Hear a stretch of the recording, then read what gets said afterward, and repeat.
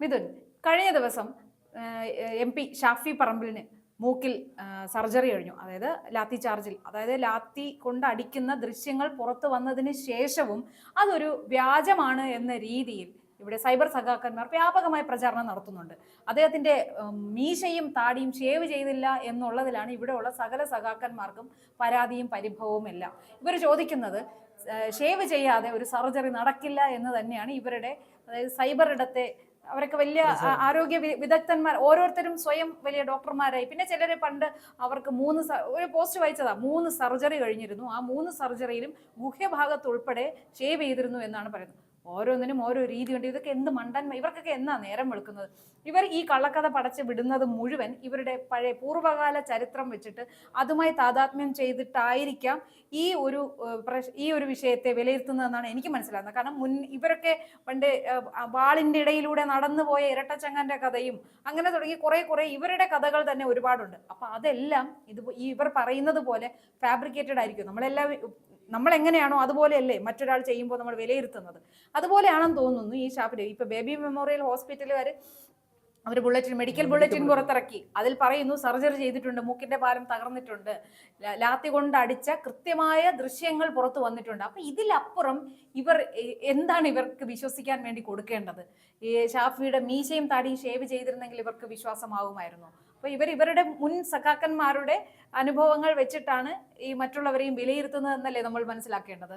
ഈ ഷാഫിയുടെ വിഷയത്തില് ഇവർക്ക് തുടക്കം മുതലേ പാളിച്ച സംഭവിച്ചു. നമുക്കറിയാമല്ലോ, കഴിഞ്ഞ കുറെ കാലമായിട്ട് ഷാഫി ഒരു ലീഡറായിട്ട് എമർജ് ചെയ്തതിനു ശേഷം അദ്ദേഹത്തെ ടാർഗറ്റ് ചെയ്തുകൊണ്ടുള്ള നീക്കങ്ങളാണ് CPM നടത്തുന്നത്. ഏറ്റവും ഒടുവിൽ കഴിഞ്ഞ ലോക്സഭാ തെരഞ്ഞെടുപ്പിലെ വടകരയിലെ വിജയം കൂടിയായപ്പോൾ പ്രത്യേകിച്ചും KK ശൈലജ, അവരുടെ ഐക്കണിക് താരമായ KK ശൈലജയെ തോൽപ്പിച്ചതോടുകൂടി അവരുടെ ആ ഒരു എന്താ പറയുക ദേഷ്യം എന്നുള്ളത് ഒരു വെറുപ്പായിട്ടോ പകയായിട്ടോ ഒക്കെ മാറിയിട്ടുണ്ട്. അപ്പൊ മെനഞ്ഞാന്ന് രാത്രിയിലാണ് ഈ സംഭവം നടക്കുന്നത്. അതിനൊരു പശ്ചാത്തലമുണ്ട് ആ സംഭവം, അത് പിന്നെ നമുക്ക് പറയാം.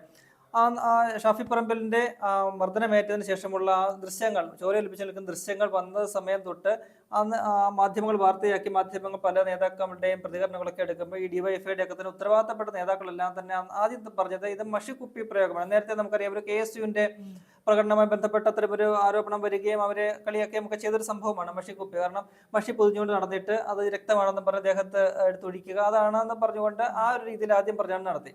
അത് കഴിഞ്ഞിട്ട് അദ്ദേഹത്തെ അഡ്മിറ്റ് ചെയ്ത് ബേബി മെമ്മോറിയൽ ഹോസ്പിറ്റലിലാണ് അഡ്മിറ്റ് ചെയ്തത്. അവിടെ അവരുടെ മെഡിക്കൽ ബുള്ളറ്റിൻ വരുന്നു. അതേപോലെ മൂക്കിന്റെ 2 പാലത്തിനും ഇടതും വലതും പാലത്തിന് പൊട്ടലുണ്ട്, ഇടതു പാലത്തിന് ഡിസ്ലൊക്കേഷൻ സംഭവിച്ചിട്ടുണ്ട്, സർജറി ആവശ്യമാണ് എന്ന് പറഞ്ഞു. അപ്പോൾ ഇവരടുത്തത് സർജറി കഴിഞ്ഞ അതിന്റെ പോസ്റ്റും ചിത്രങ്ങൾ വന്നപ്പോഴത്തേക്ക് ഇതെന്ത് പറ്റി, ഈ താടിയും മുടിയും വടിക്കാതുള്ള സർജറിയാണല്ലോ, ഇത് എന്തൊരു സർജറിയാണ് എന്നൊക്കെ പറഞ്ഞുകൊണ്ട് ആശുപത്രിയെ പോലും അപഹസിക്കുന്ന തരത്തിലുള്ള പ്രതികരണങ്ങൾ വന്നു. പിന്നീട് ഏറ്റവും ഒടുവിൽ ഇപ്പോൾ നമ്മൾ എത്തി നിൽക്കുന്നത് DYFIയുടെ നേതാവായ SK സജീഷ്. അദ്ദേഹം സാമാന്യം ബോധമുള്ള ഒരാളാണ് നമ്മൾ വിചാരിച്ചിരുന്നത്. അദ്ദേഹം ഇന്നലെ പുതിയൊരു ക്യാപ്സ്യൂൾ ഇറക്കിയിട്ടുണ്ട്. ഈ പറയുന്ന പോലീസിനിടയിലേക്ക് കോൺഗ്രസിന്റെ പ്രവർത്തകരാരാണ്ട് ഒരു സ്ഫോടക വസ്തു എറിഞ്ഞു, ആ സ്ഫോടക വസ്തു പൊട്ടിത്തെറിച്ചാണ് ഷാഫി ഉൾപ്പെടെയുള്ളവർക്ക് പരിക്ക് പറ്റിയതെന്നാണ്. അത്തരം ഒരു ആരോപണം ഇതുവരെ പോലീസിന് പോലുമില്ല എന്നുള്ളതാണ്. ഈ വിഷയത്തില് ഈ ശസ്ത്രക്രിയ കഴിഞ്ഞു എന്നുള്ള സംഭവത്തില് നമുക്കറിയാം സോഷ്യൽ മീഡിയയിൽ തന്നെ അതിനിപ്പോ പലരും മറുപടി കൊടുക്കുന്നുണ്ട്. അദ്ദേഹത്തിന് നടന്നിരിക്കുന്ന ഒരു എൻഡോസ്കോപ്പിയും ഒപ്പം തന്നെ ഈ കീ ഹോൾ ശസ്ത്രക്രിയയാണ്, അത് ഓപ്പൺ സർജറി അല്ല, അത് പറയുന്നുണ്ട് അതിനകത്ത്. അപ്പൊ സ്വാഭാവികമായിട്ടും അത്ര സർജറി ആകുമ്പോഴേ ഈ പറയുന്ന മീശ താടി ഒന്നും പഠിച്ചു കളയേണ്ട കാര്യമില്ല. അതൊന്നും ഇവർക്ക് അറിയാമായിട്ടില്ല. ഇവരെല്ലാം ഈ കാലം ഒരുപാട് മുന്നോട്ട് പോയിട്ട് ഇവർ അപ്ഡേറ്റ് ആവുള്ളൂ. അതിന്റെ ഒരു പ്രശ്നം ചിലര് പറയുന്നത് ഇവർക്ക് ആകപ്പാടെ അറിയാവുന്ന ഒരു ഡോക്ടർ എന്ന് പറയുന്നത് ഡോക്ടർ ചിന്താ ജെറോം മാത്രമാണ്.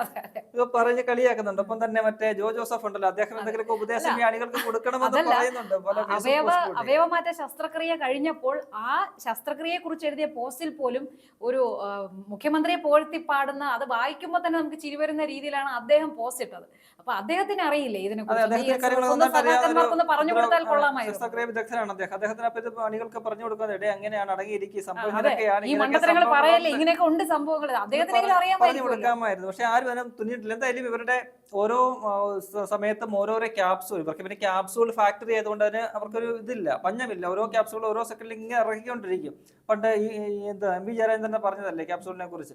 അപ്പോൾ ഓരോ ക്യാപ്സൂളുകളും ഇങ്ങനെ തകർന്നടിയുന്ന കാഴ്ചയാണ് നമ്മൾ കണ്ടിരിക്കുന്നത്. എന്തായാലും എന്താ പറയുക, ഷാഫിയോടുള്ള ഇവരുടെ ഒരു പക, അതാണ് നമുക്ക് ഇതിനകത്ത് മനസ്സിലാക്കാൻ കഴിയുന്നത്. അതിന് ഈ സോഷ്യൽ മീഡിയ കൂട്ടുപിടിച്ചുകൊണ്ട് ആ രീതിയിൽ ഷാഫിയെ അപഹസിക്കുക. നോക്കൂ, ഒരു ജനപ്രതിനിധിയാണ് അദ്ദേഹം അല്ലേ, രാജ്യത്തെ 543 MP മാരില് ഒരു വ്യക്തിയാണ് അദ്ദേഹം, തെരഞ്ഞെടുക്കപ്പെട്ട ഒരു ജനപ്രതിനിധിയാണ്. ആ ജനപ്രതിനിധി ഇത്തരത്തിൽ വലിയ മൃഗീയമായിട്ട് ആക്രമണത്തിന് വിധേയമായി ശസ്ത്രക്രിയ കഴിഞ്ഞ് കിടക്കുമ്പോൾ അദ്ദേഹത്തെ ആ സമയത്ത് അപഹസിക്കാനായിട്ടുള്ള അദ്ദേഹത്തിന്റെ രക്തത്തെ അത് ഈ അപ്പക്സ് അൾട്ടിമ പെയിന്റ് ആണെന്ന് പറഞ്ഞുകൊണ്ട് അപഹസിക്കുക, അദ്ദേഹത്തിന്റെ ശസ്ത്രക്രിയ അത് കെട്ടുകഥയാണ്, അത് വെറുതെ കെട്ടിവെച്ചേക്കുകയാണ്. മൂക്കിന് ഒരു ചാനലിലെ ഒരു പരിപാടിയിൽ, പൊതുവേദി എന്ന് പറയുന്ന ന്യൂസ് 8ന്റെ ഒരു പരിപാടി, ലൈവ് ഷോയാണ്, അതിനകത്ത് ഒരു അന്തംകമ്മി വിളിച്ചിട്ട് അവതാരകനോട് ചോദിക്കുന്നുണ്ട്. കിരൺ ബാബുവാണ് അതിന്റെ അവതാരകനായിട്ട് നിൽക്കുന്നത്. സാറേ, എന്റെ ഒരു സംശയം, കളിയൊക്കെയാണോ ചോദിക്കുക, എന്റെ ഒരു സംശയം, ഈ ഷാഫിക്ക് തലയിലല്ലേ അടി കിട്ടിയത് ഷാഫി പറമ്പിൽ, അപ്പൊ പിന്നെ മൂക്കിൽ കൂടെ അങ്ങനെ രക്തം അദ്ദേഹം നല്ലൊരു മറുപടിയാണ് കൊടുത്തത്. അത് താങ്കൾ വെറുതെ വീട്ടിലിരിക്കുമ്പോൾ ഒരു ചുറ്റിക്കുക നല്ലൊരു തടി കഷ്ണം എടുത്ത് സ്വന്തം തലയ്ക്ക് അടിച്ചു കൊടുക്കണം, അപ്പം മൂക്കിൽ കൂടെ ആവുന്ന വായി കൂടെ രക്തം വരുന്നത് അറിയാൻ പറ്റുമെന്നൊരു മറുപടി കൊടുത്തു. അപ്പൊ അങ്ങനെയുള്ള കാര്യങ്ങളാണ് ഇവര് തുടക്കം മുതലേ അപഹസിക്കുക, ഈ ഇതിനെയൊക്കെ തന്നെ തള്ളിപ്പറയുക. ഇവർക്ക് ഈ സമരങ്ങളിലൂടെ വന്നവരല്ലേ ഈ പറയുന്ന ചോരകളുടെയും ഈ ഒക്കെ തന്നെ കഥകൾ ഒരുപാട് പറഞ്ഞ് പഴകിയ ഒരു പാരമ്പര്യമുള്ള പാർട്ടിയാണ് CPM. നമുക്കറിയാമല്ലോ, ഇപ്പോഴിരിക്കുന്ന മുഖ്യമന്ത്രി പിണറായി വിജയൻ പണ്ട് അടിയന്തരാവസ്ഥയ്ക്ക് ശേഷം ആദ്യമായിട്ട് നിയമസഭാ സമ്മേളനം ചേർന്നപ്പോൾ ആദ്യ ദിവസം അദ്ദേഹം തനിക്ക് ലോക്കപ്പിൽ മർദ്ദനം പറ്റൂ എന്നൊക്കെ പറഞ്ഞുകൊണ്ട് അതിന്റെ തെളിയിക്കുന്ന രക്തം പുരണ്ട ഷർട്ടുകളുമായിട്ടൊക്കെ അത് പെയിന്റ് ആയിരിക്കണം. അത്തരത്തിലുള്ള കാര്യങ്ങളൊക്കെ നമുക്ക് ഒരുപാട് സംഭവങ്ങളുണ്ട്. അങ്ങനെ പറയാനാണെങ്കിൽ അന്ന് മറ്റേ TV രാജേഷ് എന്റെ അമ്മ അച്ഛൻ എന്നൊക്കെ പറഞ്ഞ് വിളിച്ചു കൂവിക്കേണ്ട കരഞ്ഞ സംഭവങ്ങളൊക്കെ നമ്മൾ ഓർമ്മയുണ്ട്, അടി കൊണ്ടിട്ട്. അപ്പോൾ അതൊക്കെ തന്നെ വെറുതെ ആയിരിക്കണം.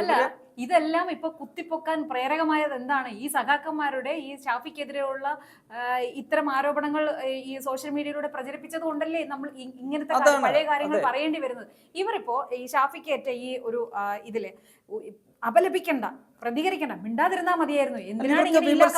ഷാഫിയെ വിമർശിക്കാം ഇവർക്ക്, പക്ഷെ ഒരു ആരോഗ്യപരമായ രാഷ്ട്രീയപരമായിട്ടുള്ള വിമർശനം നടത്താം. അവിടെ ഇന്നലെ കണ്ടില്ല, അവർക്ക് പറ്റുന്നില്ല. അതാണ് വിഷയം. അവർക്ക് രാഷ്ട്രീയമായിട്ട് ഷാഫിയെ തോൽപ്പിക്കാൻ കഴിയുന്നില്ല. അപ്പോൾ ഇത്തരത്തിലുള്ള കാര്യങ്ങളൊക്കെ നടത്തുക, അപഹസിച്ച് അപകീർത്തിപ്പെടുത്തി ഇല്ലാതാക്കുക എന്നുള്ളതാണ്. ഇന്നലെ ഇപ്പോൾ ആ Kozhikode rural SP K Baiju അദ്ദേഹം പറയുന്നുണ്ട്, ഒരു പൊതുവേദിയിൽ അദ്ദേഹം പറയുന്നുണ്ട്, ഇങ്ങനെ തങ്ങളെ ലാത്തിച്ചാർജ് നടത്തിയിട്ടില്ല, പക്ഷേ തങ്ങളുടെ കൂട്ടത്തിലുള്ള ചിലര് മനഃപൂർവ്വം ആ പ്രശ്നങ്ങൾ കുഴപ്പമുണ്ടാക്കാനായിട്ട് ശ്രമം നടത്തി പുറകിൽ നിന്നും ഷാഫിയെ അടിച്ചു എന്ന് ആ CPM പോലീസുകാരൻ പറയുന്നുണ്ട്. അപ്പൊ CPMകാർക്ക് എന്താ പറയാനുള്ളത്? ഒപ്പം തന്നെ ഈ പറയുന്ന പോലീസുകാർക്ക് ഇങ്ങനെ ഞങ്ങൾക്കെതിരെ ഗ്രനേഡ് എറിഞ്ഞു അല്ലെങ്കിൽ ഒരു സ്ഫോടക വസ്തു എറിഞ്ഞു അദ്ദേഹം അപ്പോഴും പറയുന്നില്ല. ഈ പറയുന്ന റൂറൽ SP വേണല്ലോ അത് പറയേണ്ട അദ്ദേഹം, അല്ലെങ്കിൽ അവിടെയുള്ള പോലീസുകാർ ആരെങ്കിലും ഇത്തരം ഒരു കാര്യം പറയണം. ഇതുവരെ അത്തരം ഒരു കാര്യം പറയുക അല്ലെങ്കിൽ അത്തരം ഒരു സംഭവം ഉണ്ടെങ്കിൽ കേസ് എടുക്കാം, അല്ലെ? ബോംബ് എറിഞ്ഞതിന്റെ ഒക്കെയുള്ള സ്ഫോടക വസ്തു നിരോധന നിയമപ്രകാരമുള്ള കേസുകളൊക്കെ എടുക്കാം. അത്തരത്തിലുള്ള കേസുകളൊന്നും എടുക്കുകയോ ആ രീതിയിൽ എന്തെങ്കിലും ആരോപണങ്ങൾ അല്ലെങ്കിൽ ഒരു വാദം പോലീസിന്റെ ഭാഗത്ത് ഉണ്ടാവുകയും ചെയ്തിട്ടില്ല. അപ്പോൾ ഓരോ തരത്തിലും ഓരോരോ കാര്യങ്ങൾ പറഞ്ഞുകൊണ്ട്